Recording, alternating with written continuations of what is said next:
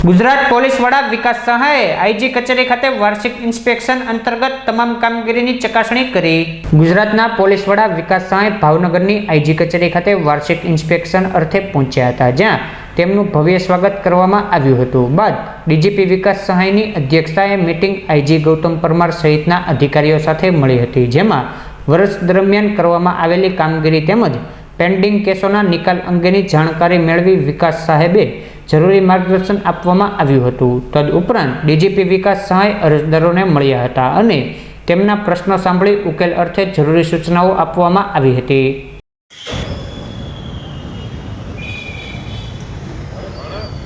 હાજી સાહેબ, હા